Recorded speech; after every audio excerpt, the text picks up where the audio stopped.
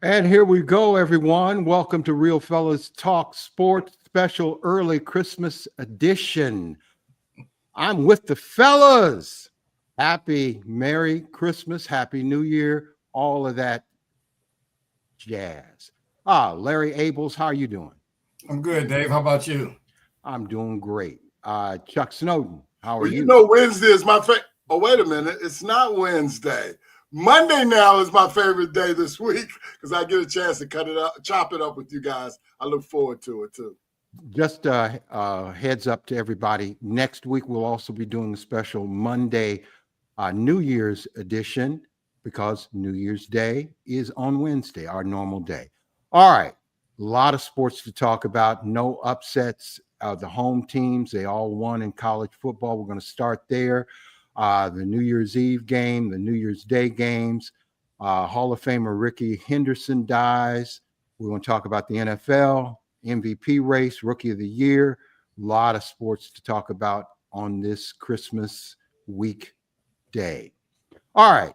Notre Dame whoops Indiana 27-17. The score not as close as indicated, 27-17. Chuck, let me start with you. You're the Indiana grad.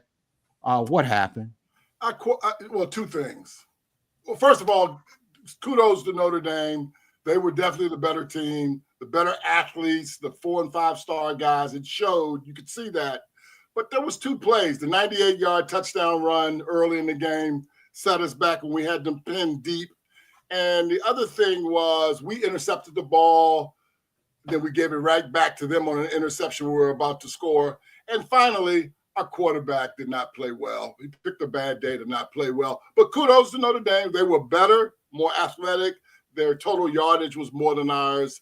And, yeah, they did what they had to do. So kudos. Well, let me stay with you real quick before I get to Larry. Are you upset with the kind of beatdown that the commentators are giving to Indiana? Saying they shouldn't have been in the playoffs in the first place. I disagree with that. Does it make you angry as an IU grad? Somebody once told me that they got to fill up the airways with something, and so they can say that stuff, and that's fine. We were 11-1 in the Big Ten. We beat Michigan. We lost at Ohio State. We beat Nebraska badly, who beat only lost to Ohio State by 7. I mean, we can only play the teams that are on our schedule. So I don't have a problem with them taking shots at us. And as Larry always tells us, I don't like people to tell me who the best team is. I want them to play on the field and let's see who wins. And so that's what happened in this case. Speaking of Larry Abels, the voice of reason on this group, Notre Dame hammered Indiana. I was really upset about it because I was favoring Indiana. I like Notre Dame as well. They got the nice coach, but I expected Indiana to do better. What do you think, Larry? I looked at all these games as I wanted to see competitive games. I don't really have a real rooting interest, but Notre Dame looked vastly superior. I think, like you said, the game wasn't as close as the score. I was kind of disappointed in the game itself. I'll give Indiana credit.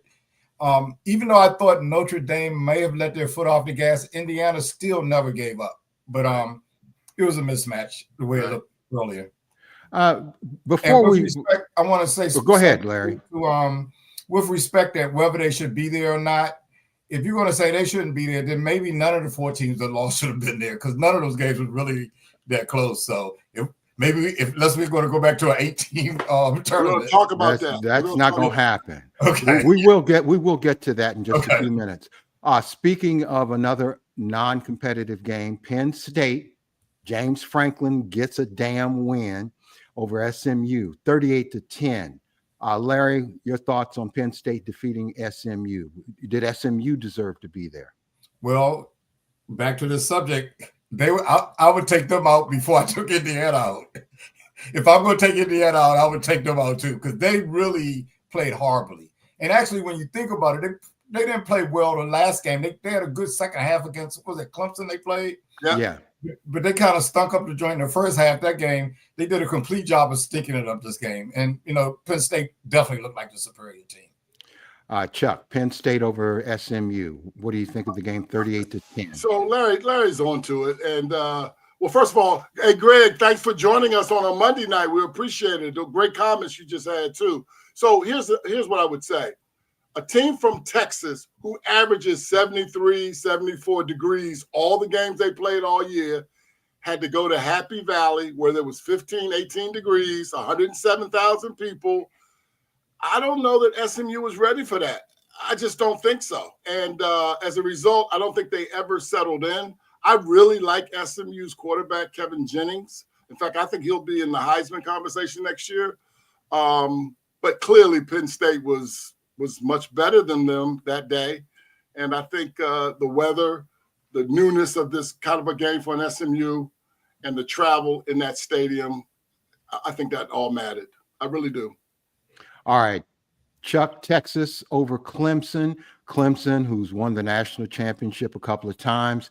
Texas, who's been it's been almost 20 years since they last won.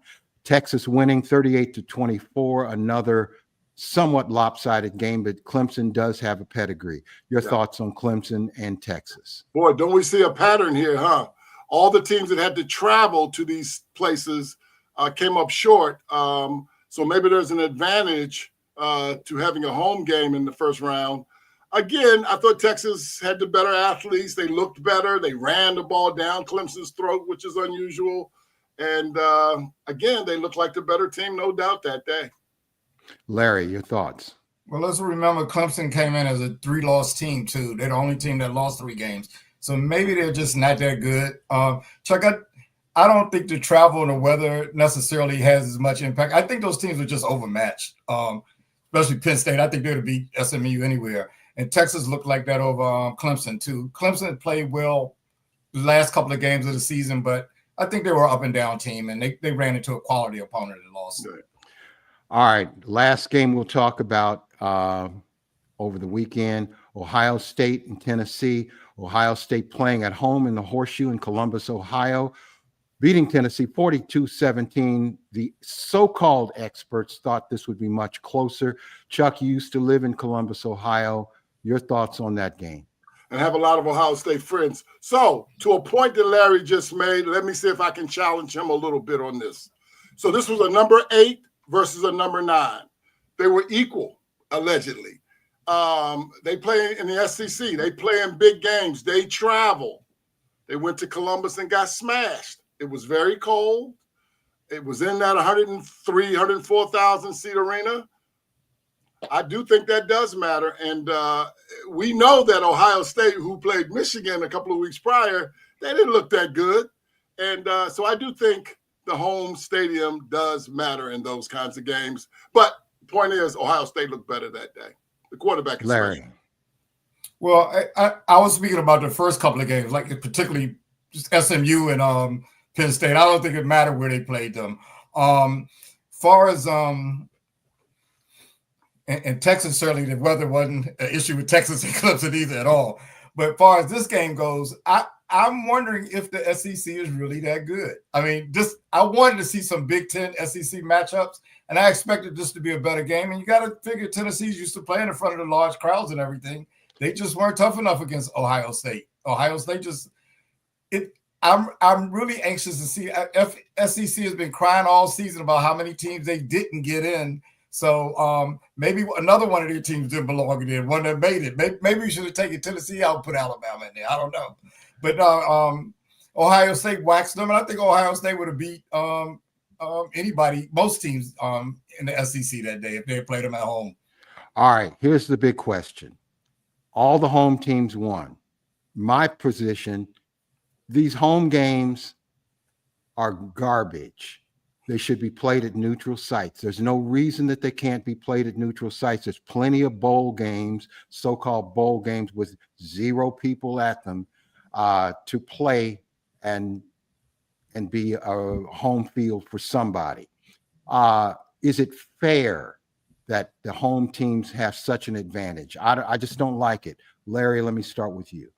I have no problem with it. I think if you are the higher seed, you've sort of earned it, at least in this round. Now, the next round, some of the higher seeds are a little questionable, but I have no problem with the higher seed getting a home game. I think if you're one of the lower seeds, you need to go on the road and beat somebody. Greg Finner agrees with me. Chuck, your thoughts? I agree with you too, David. I do. And again, 8 and 9, Ohio State and Tennessee. That's where they were ranked. SEC's Tennessee plays in the SEC, and clearly it looked to me like an advantage. So why couldn't they pick a neutral site and play? I don't know. I don't know the logistics. I'm not, privy to that stuff, but I do think that's an advantage. And I don't know. I don't know how they're going to fix that. Well, let's. It was 4 games to none. All the home teams won. That's not just a coincidence. And they won easily. Yeah, some of them were a lot better though. I mean, I think that there were mismatches in most of the games. The only game we were really talking about was Tennessee and Ohio State. The rest of them weren't a total shock that they turned out that way. I think Indiana would have played Notre Dame a lot closer had it been at a neutral site. Same thing with SMU, same thing with Clemson. At least it would have appeared more neutral and fair. I just don't like it. I think they've got to do some tinkering over the next year or sooner to talk about the 12-team playoff and maybe even the ultimate 16-team playoff. And I do agree that the home field is that probably I look at that more than the weather. I do think that's it's a noise factor and everything when you're trying to snap the ball and things like that. That can mess up on some plays. But I really think most of those teams that travel just weren't as good as the teams they played. Well, there's some facts to that. I would agree with that. All right, let's talk about the upcoming games real quickly. Penn State against Boise State. Personally, I think Boise beats Penn State. What do you think, Chuck? I think Penn State this might be the year that they could advance a little further given the schedule and the draw. I picked Penn State to win that game, David. I know you do like Boise, and God knows I love the running back at Boise, and it is at Boise. So no, it's in Miami. Oh, it's no, in Miami. It's in Phoenix. Oh, it's a These are all bowl game. games. It's These a are all bowl bowl game. games. You're right. Fiesta Bowl. My bad. Fiesta Bowl. All right. I still like Larry. Penn State to win this game. Okay. Larry. I expect this to be a very close game. Not sure who's going to win. I look for Genty to have a big day running the ball just like he does against everyone else. And I think Penn State is playing. They look good on Saturday, but I think it'll be a tough game for them. I think Boise's better than people give credit to too. And I think this could go either way. In fairness to Boise, because it's Boise and people just write them off. They've had a great program for more than 20 freaking years. Every big school they play competitively or beat. They can beat Penn State. That's just my opinion. All right, New Year. That's going to be on New Year's Eve. They're going to have to beat it with. They're going to have to beat it with the pass because Franklin has a couple of weeks to get ready for this game. And they're going to have 8 and 9 in the box. So if that quarterback can make throws down the field, because I don't think it'll be interesting. I don't think Giante is going to have that kind of game against Penn State. I think he's going to have a good game. You're right. I think they're going to key on him. I think they're going to key on him, no doubt about it. But I don't think this is the first game teams have keyed on him. Giante is a special running back who could have won the Heisman Trophy in any other year. He thinks he should have won it too. Still does. He can think that. I like him, but he didn't get it this year. All right, that's going to be New Year's Eve next week. On New Year's Day, Notre Dame against Georgia in the Sugar Bowl in New Orleans. Notre Dame versus Georgia. I think it's going to be Notre Dame. Let me start with you, Larry. Who wins? Practically a home game for Georgia, but I'm looking. I'm hoping for a better game. I'm expecting a good game. Notre Dame showed me a lot this week. I think this is going to be a real test to the dominance or the claimed dominance of the SEC. Because if they get knocked out here, and I think it's a good chance that Notre Dame can beat them, but I'm looking forward to, again, hoping for a competitive game. Chuck. So here's the thing. A guy named Gunnar Stockton might be the quarterback for Georgia because Georgia's quarterback is hurt right now. If that happens, the second string quarterback is playing. That could help Notre Dame out a lot. I agree. Notre Dame looked good the other day. They can run the ball. They got balance. They got strong athletes. That's going to be a good one, my friend, because Georgia does play in those big games. It's a pick 'em. For me, it's a pick 'em. I don't know who's going to win that game. Well, one thing we know, Georgia is better than Northern Illinois. And Ball State beat them, Northern Illinois. And Ball State. Do we really know that? Yes, we know. We So know Notre that. Dame beats Georgia. Who's going to be the best between Northern Illinois and Georgia? Well, it's a toss-up. Maybe Ball State. All right. Texas against Arizona State in the Peach Bowl, which is Atlanta. Texas wins that game, I believe. Chuck, who wins? I like Texas too. Texas has a lot of athletes. They have a good head coach. By the way, Texas is the only team I think that is a repeat from a year ago in terms of the final, whatever this is, final 6 or 8 or whatever. I like Texas. Texas winning that game. Larry, who I have wins? to ask Greg a question. Is he on Davis' payroll now?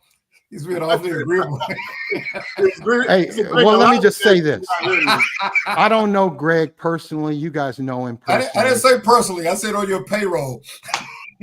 Well, he's on the side of right versus wrong. Thank you, Greg. I'm sorry. Ask the question again. I got lost. Sorry about that. All right, Texas versus Arizona State in the Peach Bowl. Who do you got? I think Texas is going to win that game. Arizona State has been playing sort of above their head, and I think reality is going to hit them. They probably shouldn't have had a bye. You know, next year they need to think about how they seed teams. Texas should win that game. All right, I think that's correct. Ohio State win a rematch against Oregon in the Rose Bowl. Now, traditionally, let's look at this. Traditionally, Ohio State against Oregon would be a Rose Bowl game, the Big Ten versus the Pac-12. I think Ohio State wins that game. I think Ryan Day has so much on the line. He will have his boys hyped. Let me start with you, Larry. Oregon's going to win that game.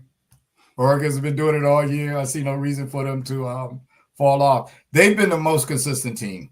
Yeah, I agree with that. Chuck, They're Ohio fast. State, Oregon. I give Larry this. They're Oregon State is very fast, and Dylan Gabriel has played a lot of college games. But Will Howard looked good against Tennessee. If he can play that well against Oregon in this Rose Bowl, well, I'm picking Ohio State to win this game, period. Bottom line. I'm picking Ohio State. All right. We have run through college football. Now, sad note, in Major League Baseball, Hall of Famer Ricky Henderson. Ricky of the third person dies at the age of 65. Ricky! How do we remember Ricky? I remember him for his crazy comments and his third person speak, but he was an unbelievable baseball player. One of the great leadoff hitters of all time, great stolen base champion. He's one of the all-time greats. Larry, you're Mr. Baseball. Your thoughts on Ricky Henderson? Oh, I think he's the epitome of the leadoff hitter. He had enough power. He could hit home runs, but when he didn't hit home runs, he got on base and stole second and third to score runs. He was a scoring machine. Pretty good defensive player. A great player. Really, he might be the best leadoff hitter ever. That's covering a lot of territory, but let's put it this way: he's arguably among the best. Chuck, you played baseball and you followed Ricky Henderson. wait. Your thoughts? He didn't have to wait long to get.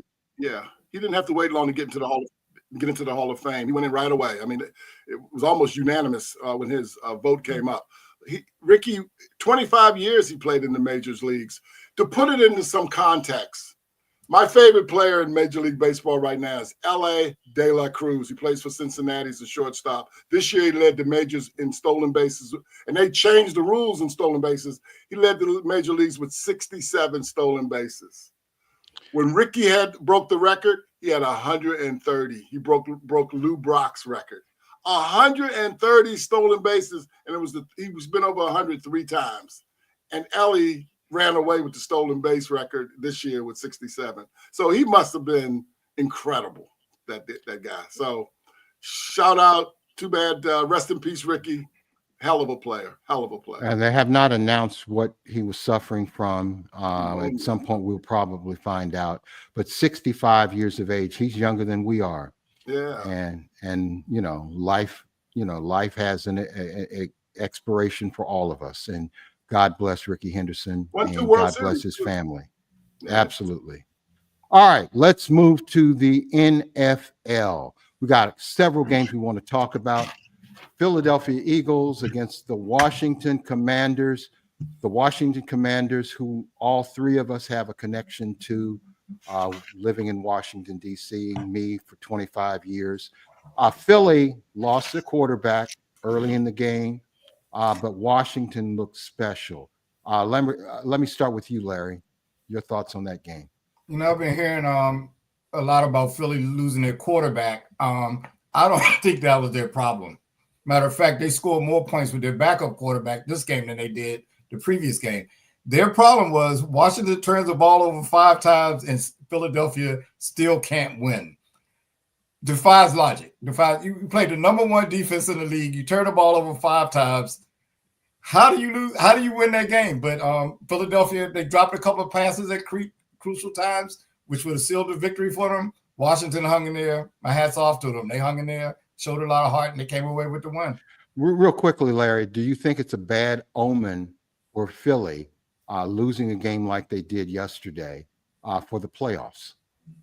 I don't think so. I think, they're 110 in a row. This is the NFL. The talent disbursement in the league is really not that far apart, like in, some of the college games.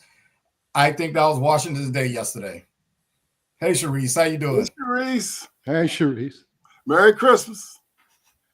Chuck. So I have to give me a second here. I have to apologize to my fellow colleagues because I thought we should go get Justin Fields, not draft Jaden Daniels, use that number 1 pick to go get somebody else. I don't know, the wide receiver that the Cardinals took or what have you from Ohio State. I cannot describe how wrong I was about Jaden Daniels. Jaden Daniels is special from the perspective, not just his athletic ability or the way he carries himself. He just has this thing called the it factor. Larry said it. He had 5 turnovers, and we played the number 1 defense, big conference game, and he pulled that sucker out. 4th and 11, he ran for a first down. Just threw strikes around the guy is special, man. He's just a rookie. The way he carries himself, we've got something to build on for the next few years, and because we get him on the cheap because he's a rookie contract, and I just can't say enough about Jaden Daniels. I cannot overstate it. He is special. Absolutely. All right. Hey, let me say. Go ahead, Larry. About the game, and I was watching the game with a bunch of my relatives. We were pulling our hair out most of the game as Washington seemed to be turning they were pulling their hair out, Larry. As Washington was turning. Now I have evidence right here. Okay. I was pulling my hair out. Right, I had an afro before the game started. But the thing about it, I'm going to give a lot of credit to, and my cousins were getting upset with me, but I'm giving a lot of credit to Lattimore. Okay. Because he passed interference with Brown a few times where I think Brown would have scored touchdowns had he not grabbed him. So a lot of people were upset about that. I said, but you know what? They didn't get into the end zone, and none of those times when he had pass interference, I think they only got field goals out of that. Well, One time for sure. One time for sure he had a Say what? Two more no, I want you to finish because I have 2 additional comments too. Okay, one time for sure he was cutting across the middle. If he had caught that, I thought he would have scored. So I was all for it. It's like giving a foul in basketball. Give a good foul, don't let him score. Well, 2 things happened in that game. One, if Devontae Smith had caught the pass that was right in his hands, the game would have ended. We wouldn't have got the ball back, etc. That was a huge play. And then another thing, and I know this is nitpicking, and I'm sorry, I just got to say it. Last play of the game, our offensive tackle goes back to block before the ball is snapped. Should have been a 10-second runoff, and then they would have lost the game. The refs didn't even call it. And it was he was clearly moving before the ball was snapped. Yeah. And that's what I'm saying about referees. I just have seen some calls that have impacted the game. And that no call to our advantage, if I was in Philadelphia, I wouldn't be happy about it. I'll tell you one more thing, too. Barkley dropped a pass that had he caught, they would have won the game. Remember the one on the sideline? They had 2 plays where if they catch the ball, Washington doesn't get the ball back. That's why I'm talking about the it factor. Things happen for Jaden that just line up, and he pulls it out, and it's a victory. So I don't know. It's great. It's great for the DMV. It is great for the DMV. All right, Pittsburgh and Baltimore. I thought Pittsburgh would be much better at this point in the season. They've now lost a couple of games in a row. Baltimore Ravens. My goodness, they played well. They played well, and they put Pittsburgh to sleep. Chuck, your thoughts on that game? Well, they got a guy number 22 in the backfield in the cold weather this time of year. You can just hand that thing off to him, and he does the work. Derrick Henry was really, really good. Don't get me wrong. Lamar still threw 3 touchdowns, was fantastic. But Derrick Henry had 160 yards, and Pittsburgh. It's just what I've been saying about Baltimore. As long as they don't shoot themselves in the foot, they are very talented. And I think that's what won out yesterday. They didn't have the mistakes, and they definitely have more talent, I think, than most teams in the NFL. And they kind of got over the hump with Pittsburgh because they don't play well against Pittsburgh historically, at least the last several years. Right. And they got a big victory. Big. Larry, your thoughts on Baltimore-Pittsburgh? Well, I think those are 2 divisional opponents that know each other pretty well. So Pittsburgh got them the first time in Pittsburgh. Baltimore got them here. Baltimore is inconsistent. I mean, when they're playing their best, they look like they can play with everybody. But problem is they don't play their best every week, And even last game, Pittsburgh kind of stole it from them. But this time, as Chuck was mentioning, Derrick Henry, oh, my goodness. I know they were tired of tackling him in the first half. So definitely by the second half, he was like a runaway He's a train. monster. Yeah. He is They just had too much for him yesterday. Right. Or Saturday. They're a talented team, man. I'm sorry. They're very talented. He is special. All right. You're right, Sharice. He is special. All right. Minnesota against Seattle. Now, I'm a Seattle Seahawks fan. That loss to Minnesota probably puts them in peril of making the playoffs. Minnesota, oh my goodness, all they got to do is win out and they win the division. Chuck, Minnesota, Seattle. What a year. You guys kind of hit me to this. You opened my eyes a week ago because when you guys put them in your top 5, and I had not done that. And so I really did some additional work this week, and I was actually shocked that after the win yesterday, they're 13-2 in that conference. 13-2 Minnesota is, with Sam Darnold as their quarterback. Minnesota is a very good team. I don't know if the Detroit coach is going to be coach of the year or the Washington coach is going to be coach of the year, but Kevin O'Connell, the head coach of the Minnesota Vikings, ought to be at the top of the list of coach of the year because what he's done with it and what he's doing with the Minnesota Vikings in the best conference in football is pretty damn amazing to me. If you can get Sam Darnold to play well. Oh, my God. And, Sam Darnold has played himself into at least a mid-tier starter now. And no more laughter about his play anymore.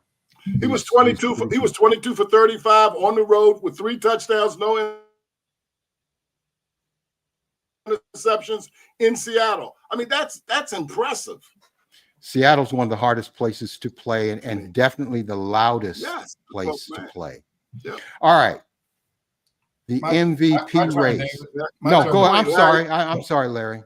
That might have been the best game yesterday. That was a very competitive game, back and forth, and a couple of calls at bad times hurt both teams. But I was impressed with Seattle still hanging in there fighting, and they really gave Minnesota a tough game, and Minnesota hung in there and won on the road. So they've got two tough games. I think they got Green Bay and Minnesota to finish the season. So Right. it'll be interesting to see if they can get the number 1 seed. Well, Green Bay and Detroit. Yes. Green The Bay and Detroit. NFC North will send 3 teams to the playoffs. Oh yeah. Three of them have already clinched. They play tonight. Hey, I've got an idea about Minnesota too, because everybody Go had ahead. been talking a couple of weeks ago about, because they had this guy JJ McCarthy who blew his knee out, and they drafted him early this year, and Sam Darnold was just going to hold the seat until JJ came back, but Sam has played so well. They got a tough decision to make. I think they're going to franchise him. I think they're going to franchise him for a year, and then still bring JJ along slowly, because why wouldn't you? Why would you replace Sam Darnold right now? I think that would be foolish. Yeah, Well, I asked an you guys easy that thing to last do. week. I think we came to that conclusion. I think you got to keep Sam Darnold. Yeah. You got to keep him, and at least until the rookie quarterback is ready and healthy, and then you get rid of him, and some other team will pick him up, and Sam Darnold's value has gone up. God bless him. Franchising. All right, MVP. Now, Chuck, you have been the champion of Lamar Jackson. I still say Josh Allen is in the lead. Larry, who do you have as the MVP lead at this point? Well, I think it's still probably Josh Allen, even though I don't know if he's any better than this is such an inexact science. This is more of an art, and it depends on who looks at it and how they look at it. And I got to think Buffalo's record is going to make Allen look even better. So I think people are going to still stick with him right now. But I don't think it's over yet. Let Allen have a couple of more games like he had Sunday, and let Lamar throw a couple of 4 or 5 touchdown games. That could change. Chuck. I said a week ago, we had 3 games to go. I think Josh had a little lead on Lamar. I thought, so does the pundits. Everybody's been talking about. I think after yesterday, the lead closed a little bit. Josh still has the lead. We still have 2 games to go. Then Josh plays the Jets and the Patriots again. But I don't know. I still think Lamar could pull this out. I'm still saying he's going to win this. I think you may be right, but Baltimore has to win out. Of course. I mean, that has to happen too. No doubt. And he has to play They well. got to win out, and Lamar has to go almost error-free. I agree. I don't disagree with you. Well, that's a smart thing to do. But you know what? I'm wondering if Derrick Henry and Saquon, maybe they're just a distant third, but I wonder if they work themselves into this conversation. I doubt it, but both of them had good games. They should be there. I know. They should be there. Saquon's going after the record. Let's talk about that. Saquon Barkley, he's become an afterthought almost, in the race between Josh Allen and Lamar Jackson. And I think that's unfair. Running backs have played a major role, and they should be paid more. I watched a running back yesterday here at home just destroy the team. Running backs are still valued. What do you think, Larry? Oh, I think running backs have always been valued. They just don't pay them. They value them a lot. Every team that's successful has a good running back, and they give them the ball, they let them run it, and they let them catch passes. They're all valued. They just what should they be? What should they be paid? They've got to take care of that and collective bargaining. I mean, that's really just it. No, I mean, where should they be? Oh, David. Oh, wait. Was that the Chick Hernandez? Chick joined us tonight. Wow. Hey, Chick Hernandez. He is How a are local you, young media man? legend. Hey, Chick. Legend, Channel 5, Welcome, Comcast Chick. Sportsnet, Channel 9, Good for you, Chick. Good to see you. Wow. Good to have Good him. to see you. David, All right. get to your question. And I keep saying this, that they need to straighten it out in a collective bargaining agreement. And most unions look out for all of their members. The NFL union doesn't really do that. They can cap it so that one individual could only get X amount of the salary cap, and the quarterback could get the most. But when they get such a large chunk of the salary cap, it's hard to pay everybody. So they'll need to work that out. Well, I think tight ends and running backs just get screwed, and left tackles get way too much money. Way too much money. You know, All right. yesterday, Chuck, David, go ahead. yesterday in the first quarter of that game against Washington, Saquon had 115 yards in the first quarter rushing. I thought he was going to have 300 yards in that game. I thought he was going to have 400. I know, it was unbelievable. Our defense tightened up, and they put 8 or 9 in the box, and they dared the quarterback because he was a backup quarterback, and so they dared him to throw. But until then, he looked great.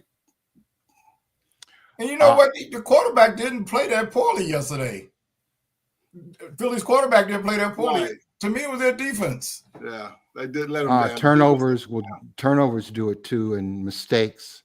You can't catch the ball. You know. Philly only had 1 turnover, David. Washington had 5. Well, Washington's pretty good. 5 turnovers Washington's and win the pretty game good. against the #1 defense. That makes defies sense. logic. I know. All right, Greg Finner once again agreeing with me. Thank you, How Greg. much are you paying him, David? How much? A lot more than I pay you. That's right. All right. Rookie of the year. It should be an easy call. Let me start with you, Chuck. Who's the rookie of the year? I think it's NFL. Jaden Daniels, but it's not as easy as you think because the Raiders have a guy named Brock Bowers who's having a monster year. I mean, he's it's like Jante. In any other year, Brock Bowers would probably be rookie of the year. He's having a tremendous. I think he's breaking he might be the #1 tight end in football right now, and he's only a rookie. Tight ends don't win I think MVP. I think it's going to be Jaden Daniels. Rookie of the year. It doesn't happen. All right, Jaden Daniels, Larry, are you in agreement? I think he's pretty much in the lead, even though I would say Bo Nix is right up there with him. He's played pretty well this year too. Similar record, but Daniels got off to such a good start. Then he has games like yesterday where he pulls a rabbit out of the hat. So that's going to stand in people's minds. I think it's a blowout. Of course, you all know how I feel about blowouts. I don't always win the blowouts, but I do get the essence of what I'm trying to say. All right. Jaden Daniels, rookie of the year. All right. NFL top 5 teams. Larry, who are your top 5s at this point? So I'm going to say #1 is Kansas City. #2 is Detroit. I'm going to have Philadelphia #3. I'm going to have Minnesota #4. And who am I missing here? Buffalo. Buffalo, yeah. Oh, wait a minute. Let me move Buffalo up to #2 and everybody else slide. I knew I was missing one team. Okay. All right, Chuck. Who's the top 5? I have Kansas City. I have Detroit. I have Minnesota. I have Baltimore, and I have Philly. I do not have Buffalo in my top 5. Oh, ouch. What happened to Buffalo? I don't think I had them in last week either. I'm just not as sold on Buffalo as the rest of the world is. I'm not. Sorry. Last week you didn't have Minnesota in there. I know. That's why. Maybe that's who got bumped because I put Minnesota this week at 13-2. Now Minnesota. What's Buffalo's record? It's 10-5 or something. Or no, something like Buffalo. Buffalo's 11-5, record. 11-4, something like that. Right. They've only lost. Look at Buffalo again. They've only lost. They're 12-3. They're 12-3. Okay. No, they lost 3. They're 12-3. They've lost. But 3. look at their schedule, Larry. Look at the Buffalo schedule. Okay, look at who they play. Go look at who they played. I did. They ain't played nobody. They beat Kansas City finally. Got blown out by Baltimore. And they beat Detroit when they were real good in Detroit. But everybody else there on their schedule is trash. I looked at it closely. I would say Detroit and Kansas City are two Well, quality. I know, wins. but they caught Detroit when they were hurt, and they did finally beat Kansas City. Of course, we know Kansas City is not exactly great. Well, The third, yeah. How many? They're 13-1. No, the only game they lost is Buffalo. 14-1. That's pretty good. I don't like Buffalo. Yeah, that's what it boils down to. So you're a biased observer. Yeah, that's what it boils down to. You're not objective. Okay, got it. I'd rather have my He likes 10, Baltimore. I'd rather have my 10-5 Baltimore there over Buffalo. I'm sorry. And who as, loses well, to the Raiders and the Browns, right? But crush Buffalo. Crush them. okay. 35-10. All right. We got the top 5. Number 1 team right now, resurgent Kansas City Chiefs. And that's all I'm going to list. All right. Larry, your NBA. Any quick observations about the NBA this I don't have week? any particular observations about them. All right. Chuck, I do. your boy LeBron. I have How's an he doing? observation. What's your First observation? First of all, this is probably the first year I've not watched him much at all. And I think Charles Barkley had a good idea. So listen to this idea and see what you guys think. Hey, Patrick, thanks for joining us. Here's the Patrick, idea. how you doing? Maybe the NBA shouldn't start till Christmas and run till July. And that way they don't have to compete with pro football and college football and all of the things that are going on. I think I kind of like that idea. I just think that basketball in October is just too early for a season that doesn't end until June. Then they're going to play into the summer and then overlap with the WNBA, which is more popular right now. Well, they have a better chance competing against the WNBA than the National Football League. All right. I think they have a problem with fan interest in general now. I think a lot of I heard somebody, it might have been Wilbon, was saying like a lot of the younger people don't watch the games, they watch clips. And then Wilbon said, what I say, the stars don't play every night. So why would they watch the game? All right. Just a couple of seconds more on the NBA. There's been a lot of talk about changing the three-point shot, eliminating the corner three. And one of you guys said errantly that they should eliminate the three-pointer altogether. Where do you stand, Larry, on the three-point shot at this point? Does it need to be revised, made better? How do you do it? Well, those, I think I'm the one who said that, but it was somebody that put forth an argument saying the three-pointer was killing basketball. So I was saying one of the options is to get rid of it. I'm not sure that's their problem. I would like to see a more in and out game, though. I mean, as far as I'm concerned, if they got rid of it, I like a mixture of inside and outside. Now that seems to have gone away, but I'm really not sure that that's really their problem with viewership. And as I think I mentioned in the chat, they might just be oversaturated. The market may be oversaturated with games. Chuck, do you agree with that? Partly agree with it. I do think there's a lot of games, and I do think that these guys, they're making so much. There's some type of backlash. They're making a lot of money, and then they don't play. And when they play, they're not really playing hard, in my opinion. I'm not saying that's true. That's what it looks like sometimes. And I don't know. I like this. I like the whole idea of maybe starting the season later and then pushing it out and then seeing how that flows. I'll tell you one last thing about the NBA, because we were talking about observations too this past week. So, and I haven't brought them up this year, and it's all good. But if LeBron James had gone 0 for 7 from 3, scored 2 points in 25 minutes, and lost by 50, with all his other guys in the lineup, there was nobody that was missing. You're talking about Steph Curry. I'm talking about right? Steph Curry. Y'all, the media, everybody would be crushing LeBron. And that was, I mean, somehow Steph gets a pass. I don't understand. No, Whoa. I read the paper in San Francisco. They didn't give him a pass on that. Well, they were asking.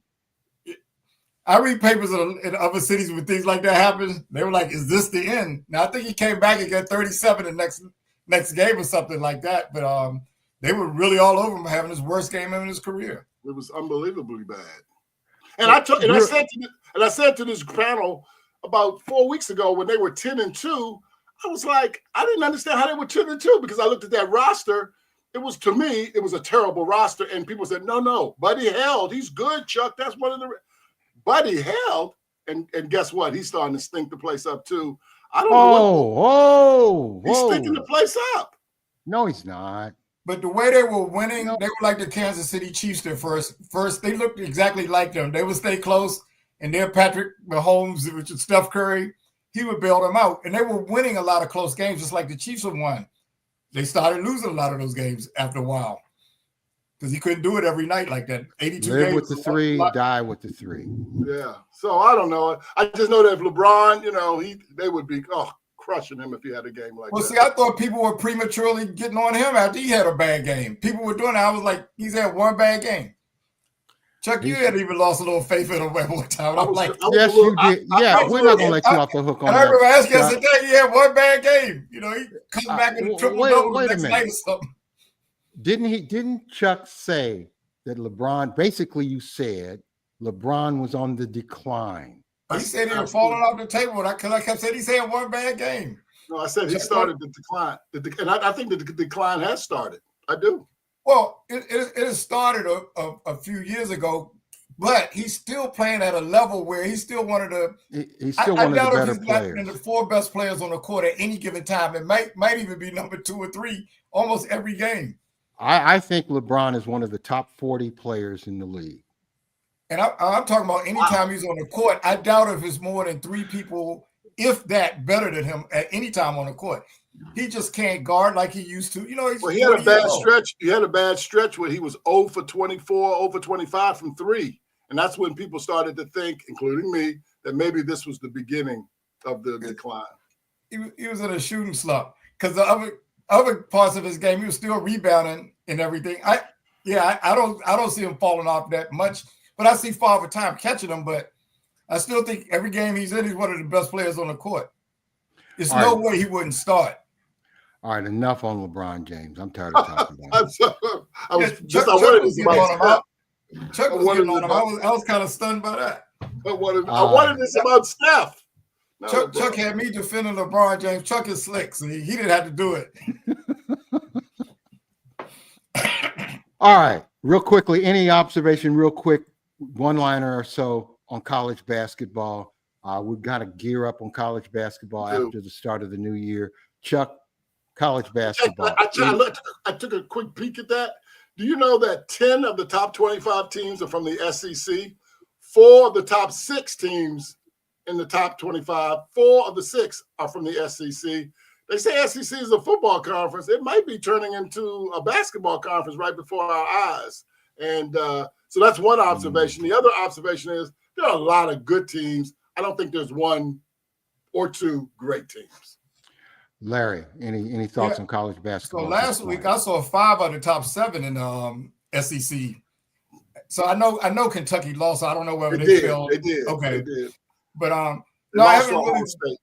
I only watched a couple of games to check out Duke and Cooper Flag, so I really can't comment on that. And I did watch Connecticut and USC Saturday.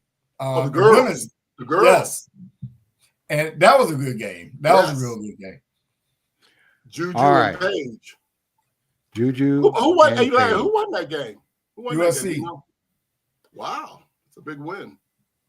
Well, let me back up. USC was leading when I turned off. Right. I turned away. All right, gentlemen, we have come to closing comments. Do either of you have a closing comment? Chuck, let me start with you. I do. All right. So, and Larry will love this too. Larry and I went to a school called St. Anthony's High School in Washington, D.C. Small school. My graduating class was 70 people. Yesterday, one of our classmates, we were older than him. His name is Boris Cheek.